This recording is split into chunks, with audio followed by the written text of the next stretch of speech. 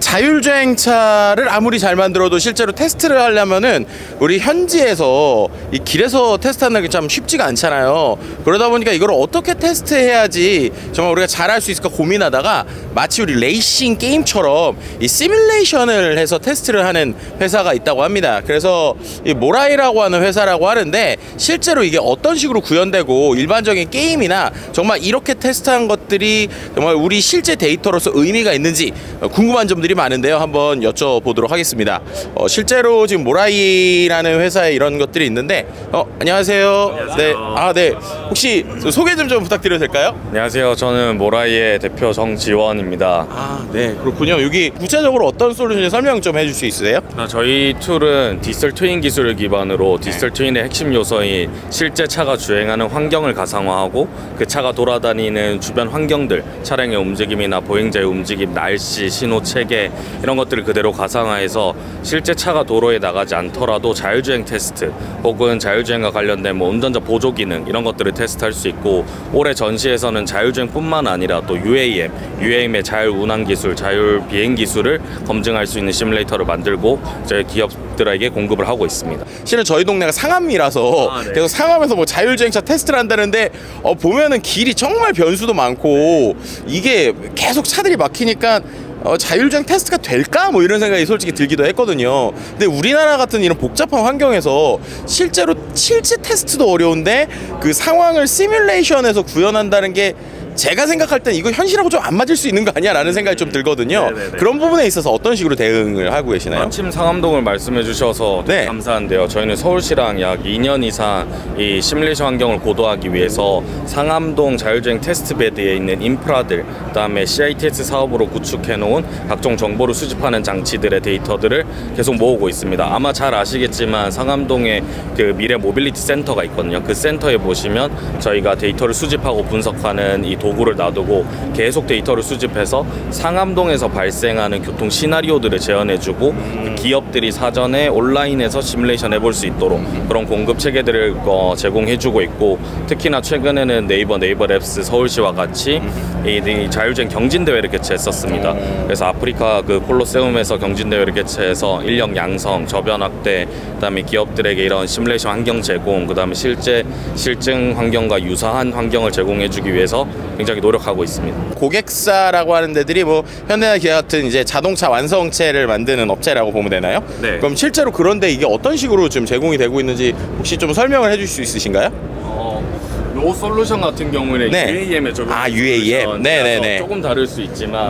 그러면 이제 항공 같은 경우에도 이제 이제 우리가 말하는 이 지상길도 참 쉽지 않은데 이 하늘길은 더 어려울 것 같고 이게 또 날씨나 여러 가지 변수가 있을 것 같아요. 근데 이 UAM도 그런 식으로 자율주행 테스트를 한다는 거잖아요. 맞습니다. 어떤 방식으로 그럼 테스트를 하고 이게 진행이 되나요? UAM에서 중요한 건 말씀해 주신 대로 미래 UAM이 많아졌을 때 이것들을 잘 운영될 수 있도록 항로를 설계해 주는 게 또 중요하고, 버티포트를 어떤 지역에 설치했을 때 사회적 그리고 시민의 수용성을 가장 극대로 끌어일으킬 수 있을지. 아무래도 좀 시끄러울 수도 있으니까. 네, 맞습니다. 그렇게 해서 이 버티포트를 어떤 지역에 설치할 거고, 이 버티포트에서 이 UAM들이 어떻게 움직이고 언제 운항을 승인해주고 이런 것들을 관제할 수 있는 소프트웨어를 개발을 하고 있습니다. 그렇군요. 근데 그러면 특정 하늘길이나 지도나 이런 것들에 대한 데이터는 처음에 어떻게 수집이 되는 거예요? 보통은 이 대규모의 데이터를 저희 같은 기업이 다 수집하기는 힘들다 보니까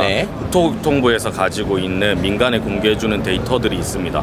그래서 그런 데이터들은 정부에서 데이터를 구축을 하고 민간에서 이제 사업화를 하거나 연구개발할 때 무상으로 쓸 수 있도록 정부에서 굉장히 많은 지원을 해주고 있습니다. 그렇군요. 근데 그러더라도 예를 들면 특정 지역의 날씨의 변수나 이런 것들에 따라서 이 시뮬레이팅이 정말로 완벽하게, 그러니까 정말 학습 데이터로서 가치가 있을 만하게 뭐일까라는 거에서 저는 여전히 의문이 들거든요. 그런 부분에서 좀 설명해 줄 수 있을까요? 사실 지금 시뮬레이션이 풀어야 될 한계점 중에 가장 큰 게 첫 번째가 말씀해 주신 그런 정합성입니다. 이게 실제랑 얼마나 유사하냐, 그리고 그게 정말 실제와 동일해야 인증의 수단으로서, 검증의 수단으로서, 품질을 보증할 수 있는 수단으로서 쓸 수 있기 때문에 사실은 전 세계 모든 기관들이 그 문제를 해결하려고 노력하고 있고, 경기도 화성의 KCT라고 카트리에서 운영하는 시설이 있는데 네. 그런 곳에는 기상 환경 제한 시설 같은 것들을 만들고 있습니다. 그래서 인위적으로 강우량, 강수량, 그다음에 안개의 양, 조도 조건을 바꿔가면서 이게 이제 뭐 자율주행 기능을 테스트하기도 하지만 저희 같은 기업들은 그런 데이터를 기반으로 실제와 얼마나 유사한지 공인 성적을 취득하거나 인증을 받는데 그런 시설들을 활용하면서 계속 고도화해 나가고 있고, 말씀해 주신 부분이 사실 업계에서 가장 큰 이슈긴 합니다. 데이터 측면에서 이게 얼마나 자율주행차에 유용할 거나 말씀 주셨는데 네. 이 대부분은 뭐 기업들이 활용하는 데이터 셋들은 미국에서 생산된 데이터들이거든요. 미국에서 수집되고 가공된 데이터다 보니까 한국 환경에 적용할 때 여전히 데이터가 부족하거나 데이터를 변환해서 써야 되는 이슈가 있습니다. 네. 다만 시뮬레이터를 쓰게 되면 내가 원하는 환경에서 원하는 상황의 데이터, 아까 언급해 주신 칼치기 상황이라던가 아니면 야생동물이 갑자기 끼어드는 상황, 이런 상상하지 못했던 케이스들을 시뮬레이션 할 수 있는 게 또 이 툴의 장점이고요. 이런 것들은 단순히 뭐 편하기 때문에 쓰는 건 아니고 ISO 21448의 소티프라고 하는 뭐 인지 성능 한계 상황을 극복하기 위한 방법론들이 아예 표준으로 잡혀 나가고 있습니다. 네. 그리고 시뮬레이션을 반드시 써야 되는 UNEC의 가이드라인도 나오고 있어서 모든 기업들이 시뮬레이션 도입은 이제 필수고, 이 필수인 상황에서 정합성을 얼마나 더 끌어올려서 더 많은 부품이랑 시스템에 적용할 건지를 고민하고 있는 상황입니다. 아, 그렇군요. 그리고 또 한 가지 질문이, 그 앞서서 이제 상암의 특구에서 이제 데이터를 모으잖아요. 근데 이 상암동 지역의 특성이 있고 네. 또 다른 동네 지역의 특성이 있을 텐데, 실제로 기본이 되는 어떤 핵심 알고리즘을 개발해 놓고 각 지역에 로컬라이제이션 할 수 있도록 하는 부분들은 필요하고요. 일반적으로 사람이 어떻게 운전한다, 근데 상암동의 특성은 어떻다, 뭐 화성의 특성은 어떻다, 그런 것들을 계속 어댑테이션 해나가야 되는 과정은 필요한 상황이고요. 실제로 상암동이 자율주행 그 시범 운행지구로 가장 활발했었는데 이번에 국토부에서 또 화성시를 그 리빙랩으로 선정해서 2027년도에 자율차 약 100대 정도가 투입되는 이 사업을 준비를 하고 있습니다. 선정은 됐고, 그래서 저희도 상암동에서 했던 기술들을 화성에 적용하는 거, 그리고 미국의 미시건 MCT랑 업무 협약을 맺고 그 애나버 지역의 데이터들을 또 다루고 있습니다. 그래서 궁극적으로는 이런 핵심 기술들이 여러 지역의 데이터들이 조금만 추가가 되면 자동으로 그 지역의 데이터들을 좀 최대한 현실감 있게 복원해낼 수 있는 그런 기술들을 계속 개발해 나가고 있습니다. 아, 그러니까 어쨌든 특정 지역에 한번 데이터를 제대로 학습시켰기 때문에 나머지 지역에 도입할 때는 확실히 그 지역의 적응 속도가 좀 빠르다라고 이제 인지를 할 수 있는 거네요. 그럼 이제 좀 한 가지 구체적으로 좀 궁금한 거는, 그렇게 해서 혹시 자율주행차가 뭐 이런 정도의 성능이었는데 이런 솔루션을 통해서 뭐 얼마큼 학습을 했더니 얘가 어느 정도 똑똑해졌다라, 이런 뭐 통계나 아니면 데이터나 이런 뭐 유스 케이스가 좀 있나요? 유스 케이스들은 현재 많이 있고요. 네. 다만 뭐 그 기업의 뭐 정보 보호 때문에 구체적인 회사 이름은 밝힐 수 없지만 네네. 전방 카메라를 가지고 물체를 인식하는 솔루션의 경우에는 정확도를 한 5% 이상, 이미 90% 초반대가 나오는데 5% 이상 향상시킨 사례들도 있고, 아예 해외 데이터셋만 딱 가져와서 학습시키고 모라이의 데이터를 추가했더니 인지 성능 향상이 한 15% 이상 됐다. 이런 케이스들도 스타트업이 아니라 일단 대기업의 양산 제품들과도 레퍼런스를 확보한 바가 있습니다. 그럼 실제로 이제 이거는 약간 그 100% 거의 뭐 자동화가 돼 있다고 봐야 되나요? 아니면 이것도 데이터 레이블링이나 뭐 여러 가지 실제로 학습 데이터 만들 때 많은 좀 인력이 지금 들어가는 상황인가요? 시뮬레이션 환경을 만들 때는 저희가 95% 이상 자동화를 해놔가지고 원하는 지역이 있을 때는 쉽게 확장을 할 수 있고요. 일례로 최근에 전국 시도가 자율주행 시범운행지구가 시범운행지구로 선정이 되었습니다. 그래서 상암동에 했던 케이스들을 전국 시범운행지구로 이미 확장을 해놨고요. 그래서 자율주행차가 가고 싶은 지역이 있을 때 그 지역의 데이터셋을 만든다거나 실증 테스트를 모의로 해볼 수 있는 상황을 만들어 놓았습니다. 이 약간 여담이긴 대표님 되게 젊어 보이시는데 네네네. 혹시 나이가 저는 89년생. 아, 그러시군요. 예. 저보다 어려 보이실 것 같아서 맞네요. 저도 뭐 그렇게 많은 편은 아닌데 시뮬레이션 데이터나 이런 복잡하고 아주 중요한 데이터를 또 다루시고 또 어느 정도의 벌써 규모가 성장이 되고 있는데, 어떻게 해서 이런 사업을 시작하게 되셨고, 어째 젊은 창업가로서 좀 포부도 궁금하고 어떻게 시작하는지도 좀 궁금합니다.